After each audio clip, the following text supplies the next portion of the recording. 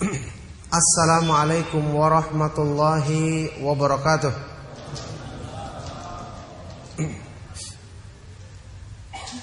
Alhamdulillahi rabbil alamin. Alhamdulillahi ala ihsanih. Wa syukru lahu ala taufiqihi wa amtinanih. Wa asyhadu an la ilaha illallah wahdahu la syarika lah ta'dhiman li syanih. Wa asyhadu anna Muhammadan abduhu wa rasuluhu ad-da'i ila ridwanih.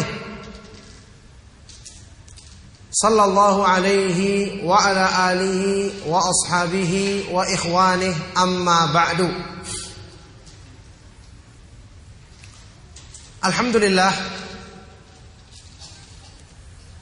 bapak-bapak, ibu-ibu, ma'asyiral muslimin, ma'asyiral ikhwa wal akhwat fid din rahimakumullah.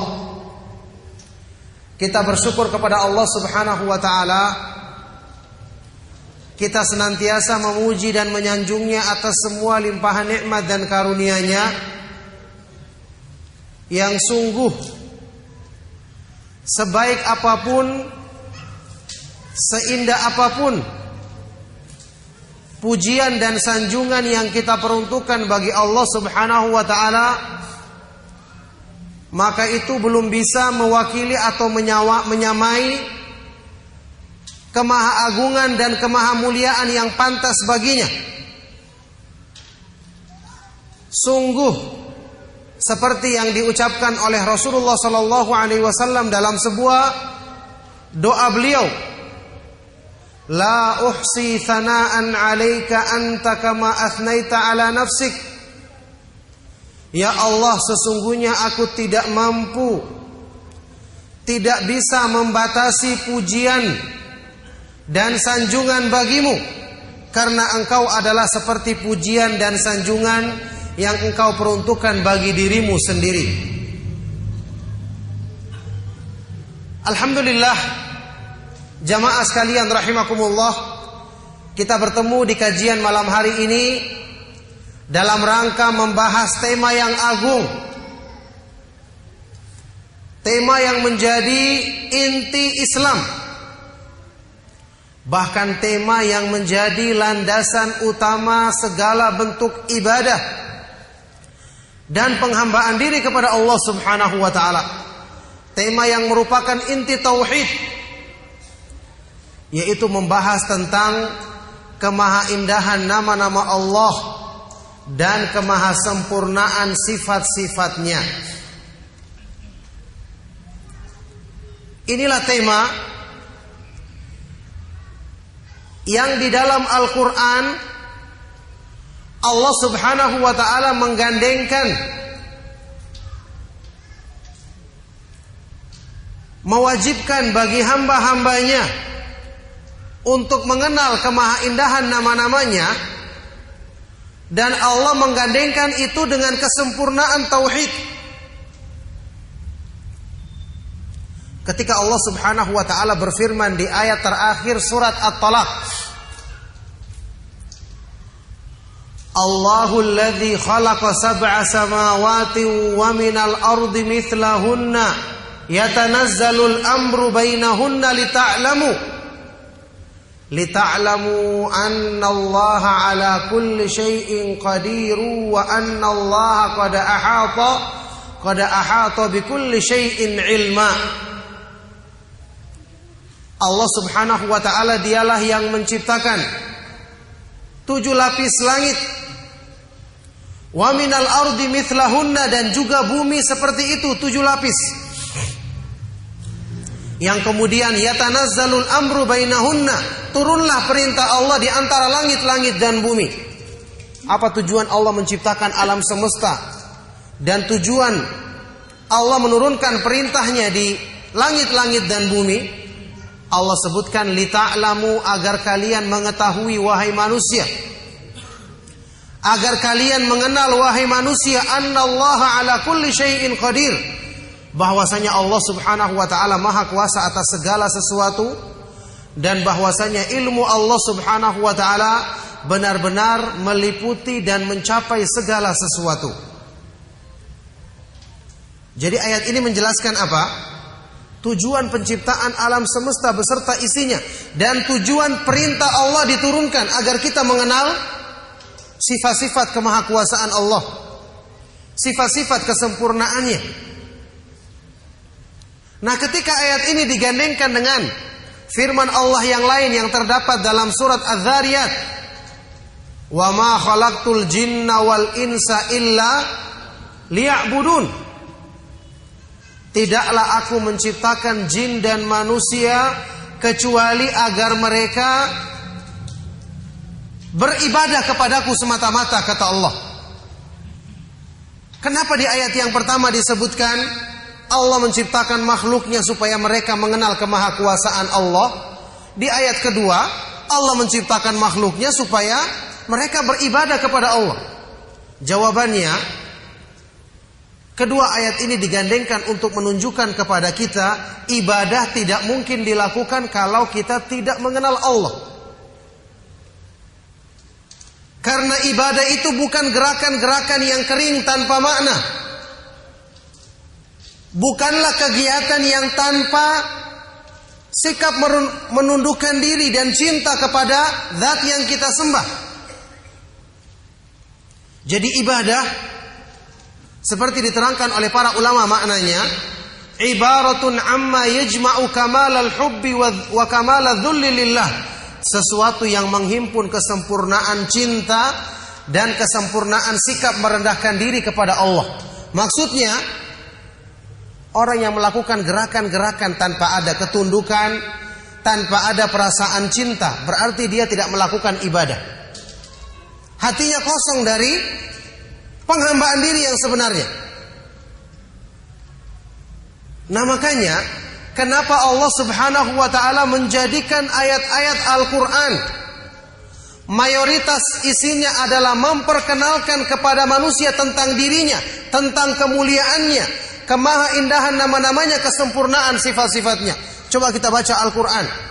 Dari ayat yang pertama sampai yang terakhir hampir tidak kita dapati satu ayat pun yang kosong dari menjelaskan nama-nama dan sifat-sifat Allah Subhanahu wa taala. Innallaha ala kulli syai'in qadir. Sesungguhnya Allah Maha Kuasa atas segala sesuatu. Wallahu ghafurur rahim. Dan Allah Subhanahu wa taala Maha Pengampun lagi Maha Penyayang. Wallahu azizun hakim. Dan Allah Maha Perkasa lagi Maha Sempurna hikmah dan hukumnya. Semua di akhir ayat Al-Quran banyak penjelasan seperti ini. Di tengah-tengah Al-Quran yang menjelaskan tentang perbuatan Allah.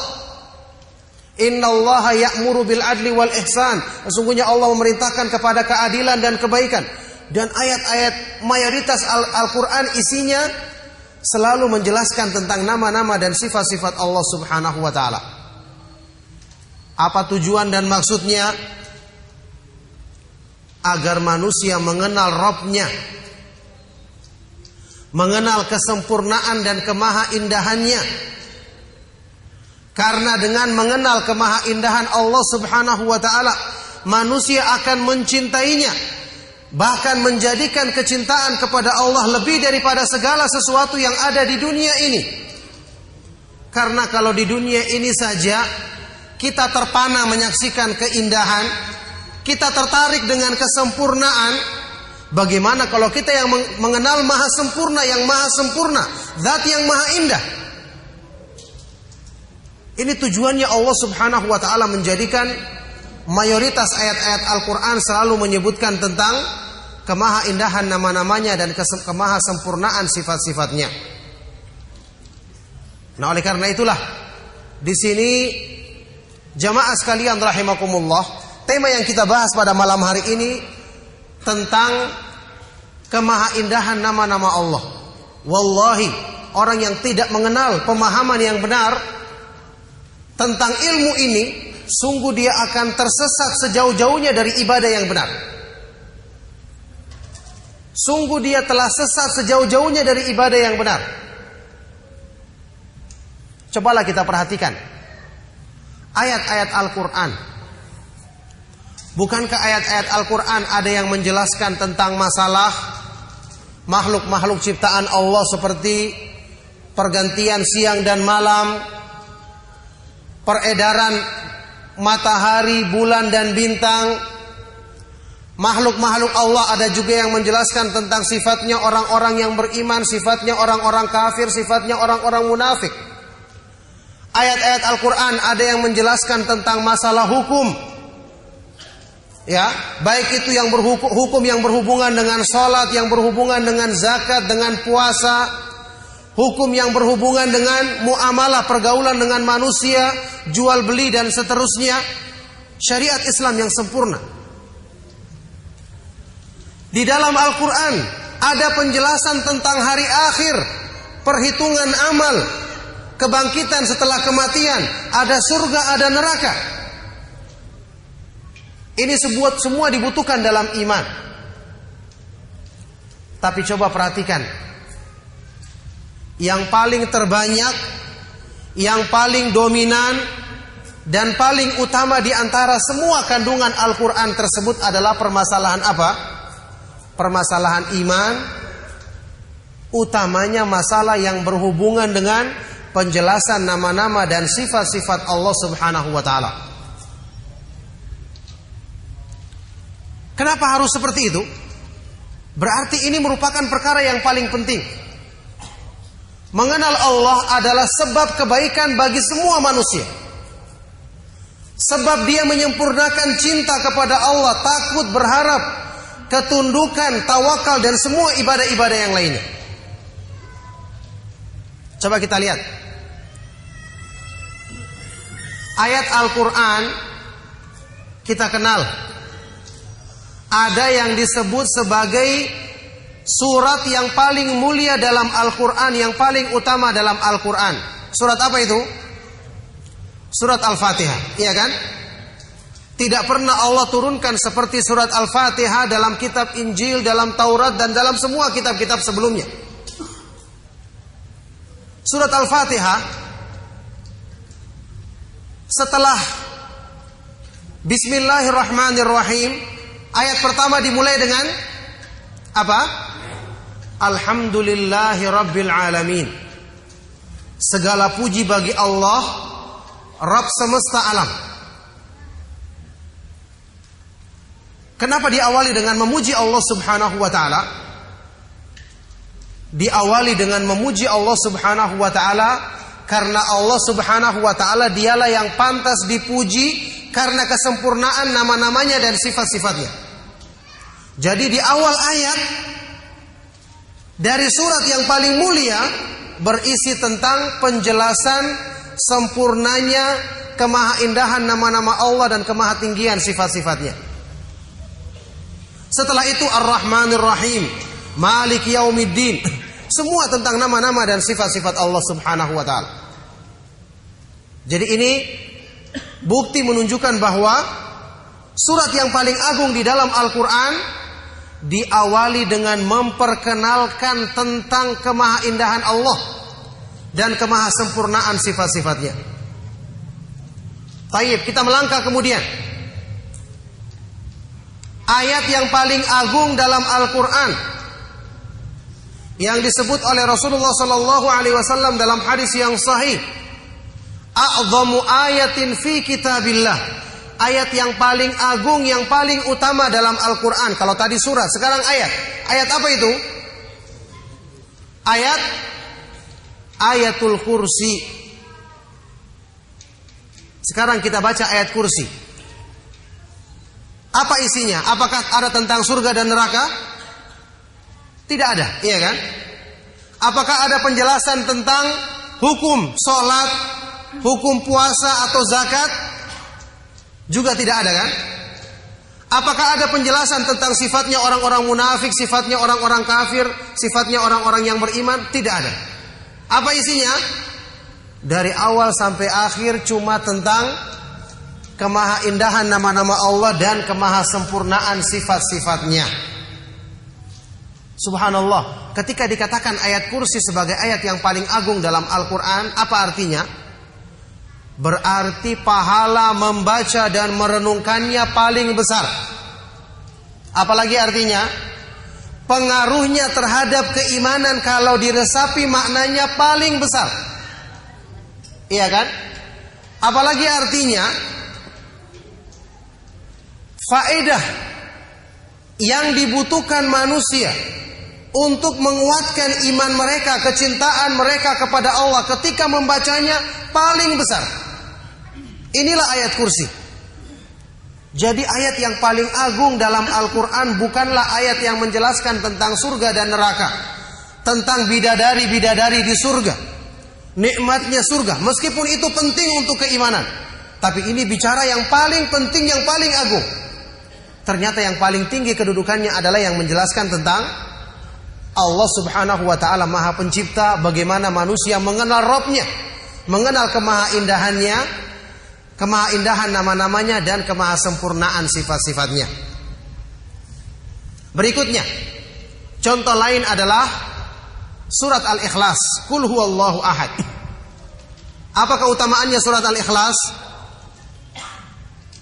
Sebanding dengan sepertiga Al-Quran. Rasulullah sallallahu alaihi wasallam bersabda, "Innaha la ta'dilu thulutsal Qur'an." Surat Al-Ikhlas ini sebanding dengan sepertiga Al-Quran. Kandungannya demikian tinggi padahal sangat ringkas, semua kita hafal. Sebanding dengan sepertiga Al-Quran. Artinya pengaruhnya dalam menumbuhkan iman sebanding dengan membaca sepertiga Al-Quran. Pahala dan keutamaannya sebanding dengan membaca sepertiga Al-Quran. Disebutkan dalam sebuah hadis sahih riwayat Imam Bukhari, ada seorang sahabat Nabi SAW yang ketika beliau diutus atau ditugaskan oleh Rasulullah SAW menjadi pemimpin safar dalam sebuah peperangan jihad, dia yang dipilih untuk menjadi pemimpin safar, sehingga dia yang menjadi imam dalam sholat berjamaah setiap mereka melaksanakan sholat. Ternyata sahabat ini radhiyallahu ta'ala anhu punya kebiasaan, kalau dia melaksanakan sholat, setelah dia membaca Al-Fatihah, membaca surat pendek, selalu diakhiri dengan menambah membaca surat Al-Ikhlas. Setiap rakaat seperti itu. Akhirnya para sahabat lain merasa heran. Kenapa dia melakukan seperti ini? Padahal mereka mengetahui Rasulullah SAW tidak melakukan terus-menerus seperti itu. Akhirnya setelah pulang dari perjalanan, mereka melapor kepada Rasulullah SAW tentang perihal apa yang dilakukan oleh sahabat ini. Setelah disampaikan kepada Rasulullah SAW, Rasulullah SAW berkata kepada mereka yang melapor ini, "Saluhu li ayyi syai'in yasna'u dzalik." Tanyakan kepada dia, kenapa dia berbuat seperti itu? Datanglah mereka kepada sahabat ini, mereka bertanya, "Kenapa Anda melakukan seperti itu?" Maka sahabat ini menjawab, "Li'annaha sifatur Rahman wa ana uhibbu an aqra'a biha." Karena surat ini berisi tentang sifat-sifat Allah, sifat-sifat kemahamuliaan Allah, dan aku suka membaca surat seperti ini.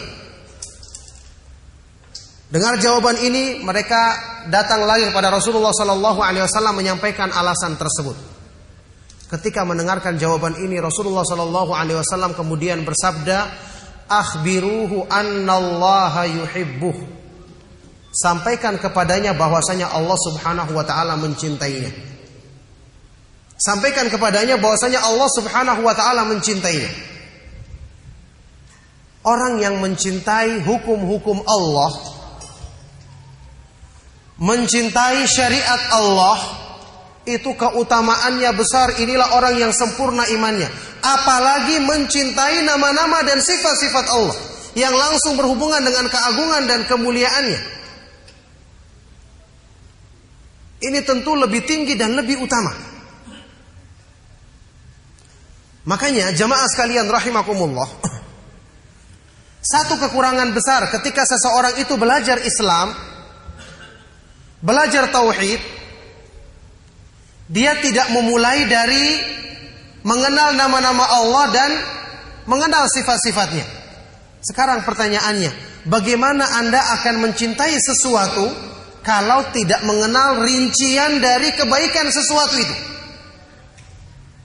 Coba saat ini di dunia, dalam urusan dunia, kita akan tertarik dengan sesuatu setelah kita dapatkan promosi kan? Sesuatu ini misalnya ada fasilitas baru ya, yang ditawarkan kepada kita, dijelaskan dia bisa seperti ini, punya kelebihan seperti ini, punya kecanggihan teknologi seperti ini. Kita akan tertarik. Sebelum kita mendengarnya mungkin tidak tertarik sama sekali. Padahal bisa jadi promosi ini berlebih-lebihan. Tapi kita tertarik, akhirnya kita cari informasinya, kita cari perinciannya di internet ataupun di tempat-tempat yang lain. Kemudian kita pun berniat untuk membelinya dengan seharga apapun. Ini yang menjadikan kita tertarik dengan sesuatu. Dalam kehidupan kita ya di dunia, kita mencintai orang-orang yang dekat dengan kita. Apalagi orang yang punya banyak kebaikan dan jasa kepada kita. Makanya setiap orang secara fitrah, kalau fitrahnya benar, mesti dia akan yang paling dicintainya di antara manusia adalah orang tuanya, karena mengingat jasa-jasanya. Semakin kita ingat, semakin kita akan merindukan atau semakin kita mencintai mereka. Nah, ini kalau berlaku pada manusia yang sebaik apapun, sebesar apapun jasanya terhadap kita, tidak akan mungkin melebihi nikmat dan kebaikan yang Allah Subhanahu wa taala limpahkan kepada kita.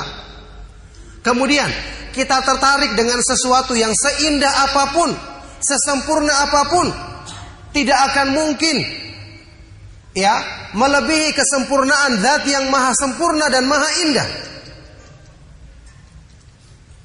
Maka berarti kalau kita tidak mengenal Allah Subhanahu wa taala, menjadikan hati kita tidak akan terbuka untuk mencintai Allah dan menundukkan diri dengan ketundukan yang sempurna kepada Allah Subhanahu wa taala. Makanya mengenal keindahan nama-nama Allah dan kesempurnaan sifat-sifatnya ini merupakan perkara yang paling wajib, bahkan ini yang menjadi landasan kesempurnaan tauhid. Karena tidak mungkin kita akan bisa mencintai Allah kalau kita tidak mengenalnya. Orang Arab mengatakan man jahila syai'an adahu. Siapa yang tidak mengenal sesuatu dia akan membencinya. Sesuatu semakin kita kenal keindahannya, kita semakin menyukainya, tertarik kepadanya. Apalagi Allah Subhanahu wa taala yang keindahannya maha sempurna. Makanya Imam Ibnu Qayyim rahimahullah taala ketika di sela-sela penjelasan mengenai pentingnya mempelajari ilmu tentang nama-nama dan sifat-sifat Allah, beliau pernah berkata, man arafallaha bi asma'ihi wa sifatihi wa af'alihi ahabbahu la mahalata. Barang siapa yang mengenal Allah dengan kemahaindahan nama-namanya, kesempurnaan sifat-sifatnya, dan kemahatinggian perbuatan-perbuatannya, pasti dia akan mencintai Allah Subhanahu wa taala. Jamaah sekalian rahimakumullah, tadi saya sudah jelaskan, mayoritas isi Al-Qur'an adalah memperkenalkan kepada kita tentang nama-nama dan sifat-sifat Allah. Al-Qur'an petunjuk yang terbaik. Tidak mungkin isinya banyak membahas sesuatu kalau bukan sesuatu itu yang paling dibutuhkan dalam agama kita. Makanya cinta kepada Allah sudah kita ketahui merupakan landasan Islam. Cinta kepada Allah itu merupakan ruhul iman, ruhnya iman. Merupakan asasut tauhid, pondasinya tauhid. Ainut ta'abbud, merupakan inti penghambaan diri kepada Allah. Jadi bagaimana orang itu bisa beribadah dengan benar kalau dia tidak mengenal Allah dengan pemahaman yang benar? Di sini sekaligus kita meluruskan pemahaman yang berkembang di masyarakat. Kita mungkin sering mendengar istilah ma'rifatullah, ma'rifatullah, mengenal Allah, mengenal Allah. istilah yang agung ini banyak diselewengkan dan disalahartikan. Ada orang yang mengartikan kita mengenal Allah maksudnya lewat mimpi atau lewat bisikan-bisikan hati. Makanya ada sebagian orang yang mensifati Allah Subhanahu wa taala dengan melalui apa yang disebut sebagai bisikan hati. Ya. Ada yang mendapatkan dengan perenungan, orang-orang yang dianggap sebagai wali, padahal ini adalah orang-orang yang tidak benar pemahamannya. Dia mengungkapkan tentang Allah dengan bahasa-bahasa yang sungguh sangat lancang. Padahal Rasulullah Sallallahu Alaihi Wasallam yang paling mengenal Allah saja, seperti yang saya nukil tadi di awal ceramah, mengucapkan dalam doa beliau, La uhsi thana'an alaik, anta kama athnaita ala nafsik. Ya Allah, sesungguhnya aku tidak bisa membatasi pujian dan sanjungan yang pantas bagi kebesaranmu. Engkau adalah seperti pujian dan sanjungan yang engkau peruntukkan bagi dirimu sendiri. Jadi kita luruskan, mengenal Allah yang dimaksud sebagai inti Islam, yang dimaksud sebagai inti daripada tauhid, ruh keimanan, adalah mengenal Allah berdasarkan pemahaman ahlu sunnah wal jamaah, pemahaman yang benar. Yaitu apa? Seperti yang dikatakan oleh Imam Ahmad bin Hanbal rahimahullah ta'ala, La yusafullahu illa bima wasafa bihi nafsahu wa ma wasafahu bihi rasuluhu sallallahu alaihi wasallam, la yutajawazul Qur'an wal hadith. Tidak boleh kita mensifati Allah kecuali dengan apa yang Allah sifatkan bagi dirinya dalam ayat-ayat Al-Quran, dan apa yang diterangkan tentang sifat Allah dalam hadis-hadis Rasulullah Sallallahu Alaihi Wasallam. Kita tidak boleh melampaui Al-Quran dan hadis. Inilah cara mengenal Allah yang benar.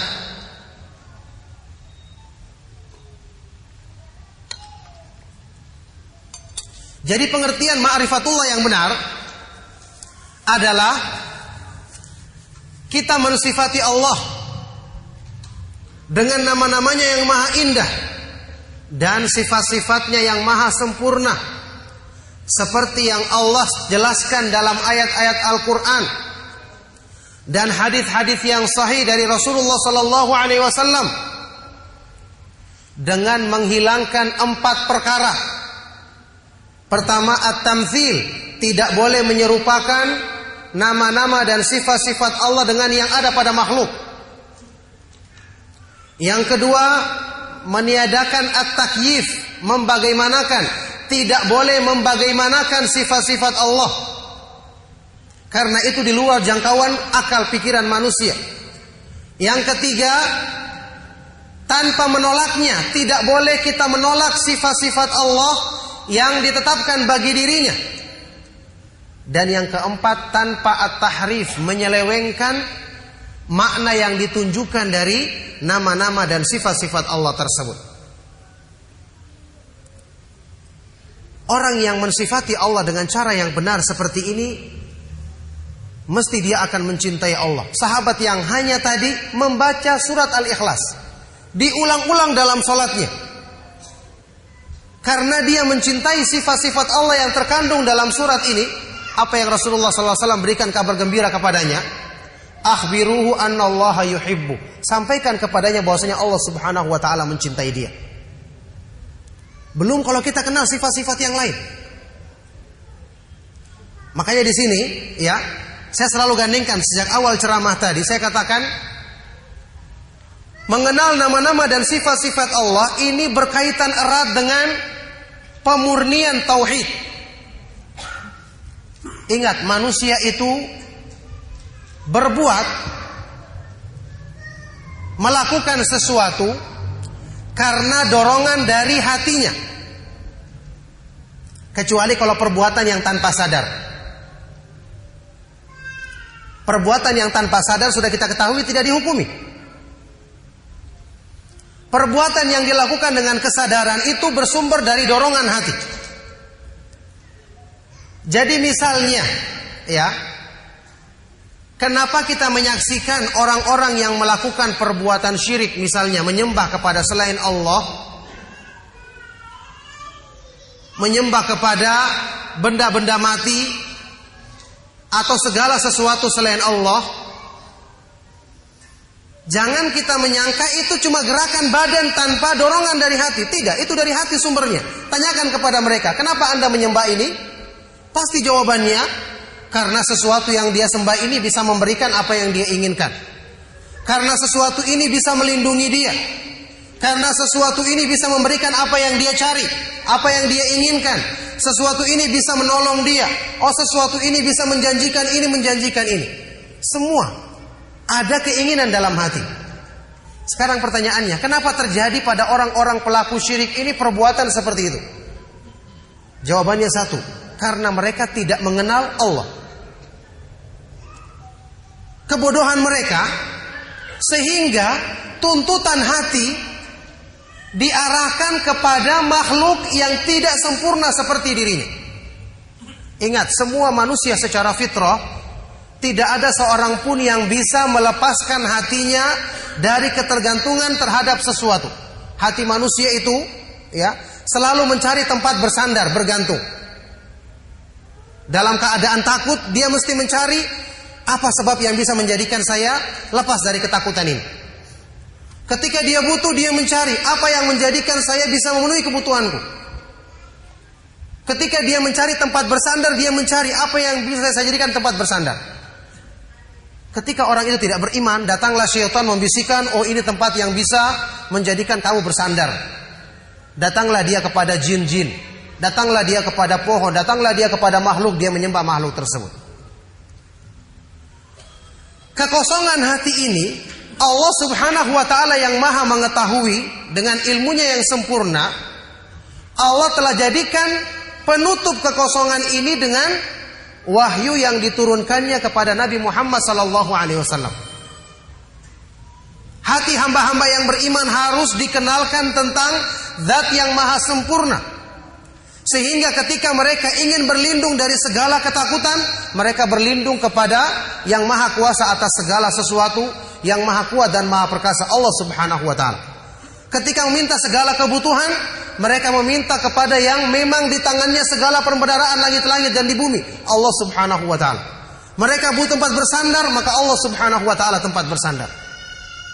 Makanya dengan hati mengenal Allah, otomatis dengan sendirinya ketergantungan kepada makhluk akan hilang. Akan semakin kecil dan lama-kelamaan akan hilang. Kalau hati tidak mengenal Allah, maka dia akan mencari sandaran-sandaran kepada makhluk.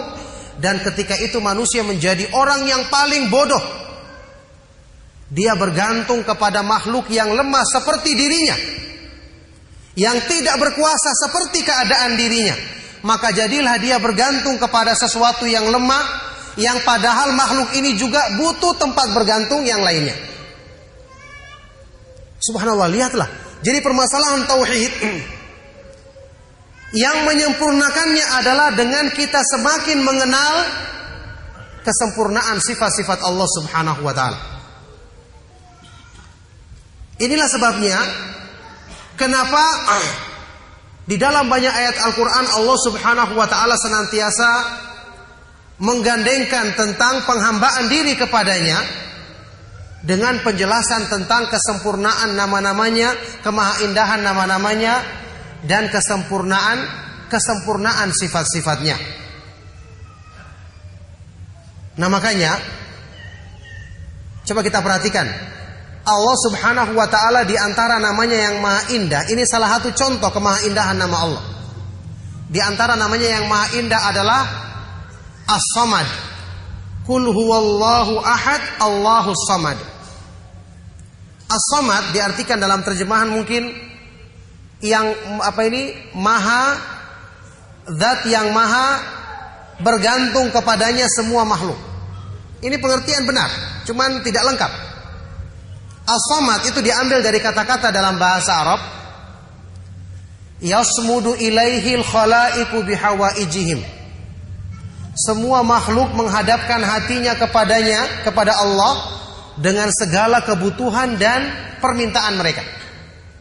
Kenapa? Semua makhluk menghadapkan diri kepada Allah karena ketika makhluk itu menghadapi masalah, dan manusia semua banyak masalah dalam kehidupannya.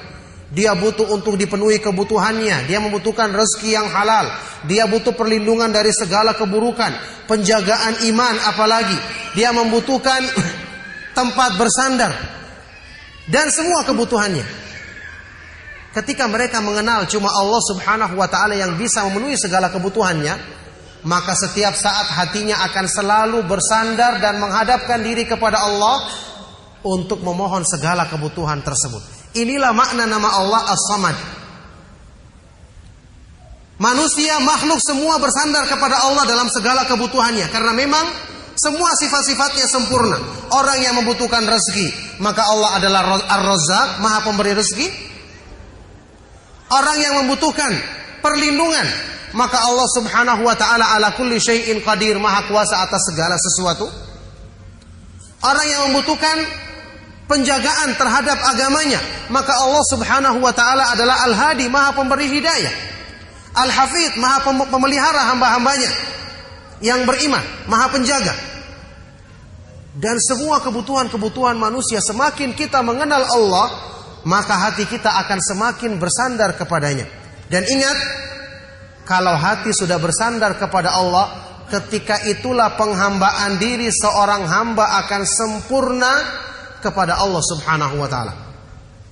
Karena ibadah itu sesuatu yang menghimpun kesempurnaan cinta dan kesempurnaan sikap merendahkan diri kepada Allah Subhanahu wa taala.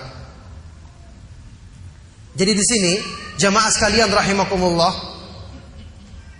wallahi penting untuk kita mengenal cara mengoreksi iman, cara memperbaiki tauhid, dari mana arahnya. Dengan mengenal kemahaindahan nama-nama Allah dan kesempurnaan sifat-sifatnya. Semua bentuk-bentuk ibadah yang besar sampai yang paling kecil,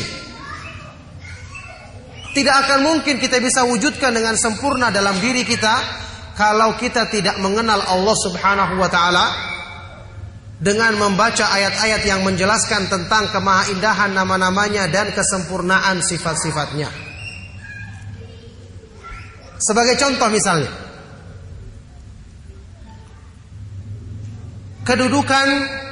kedudukan mulia dalam Islam. Apa saja kita sebutkan. Misalnya apa yang disebutkan dalam hadis Jibril yang sangat terkenal riwayat Imam Muslim tentang kedudukan ihsan. Rasulullah Shallallahu Alaihi Wasallam waktu menjelaskan tentang kedudukan Islam, kedudukan yang paling tinggi dalam agama Islam, namanya ihsan. Apa artinya ihsan? Anta abudallaha ka'annaka tarahu. Kamu beribadah kepada Allah seolah-olah kamu melihatnya.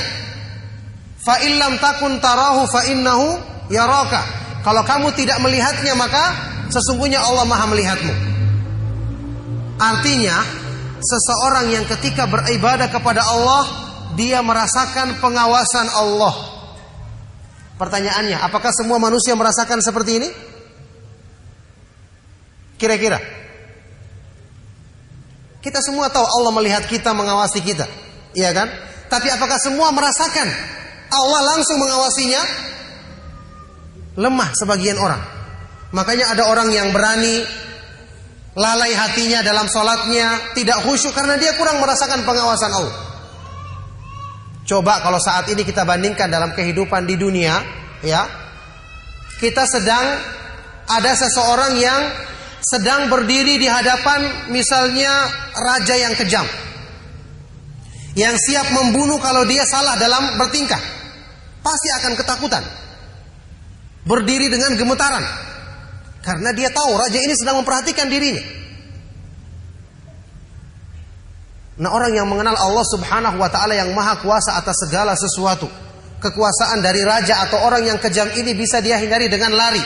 Sedangkan Allah Subhanahu wa taala, apakah kita bisa hindari kekuasaannya dengan berlari? Tidak bisa. Jadi merasa diawasi atau sifat muraqabatullah, merasakan pengawasan Allah, ini adalah kedudukan yang tertinggi dalam agama. Iya. Kita teruskan nanti insyaallah setelah selesai salat karena sudah waktu azan. Ya, silakan fadhil.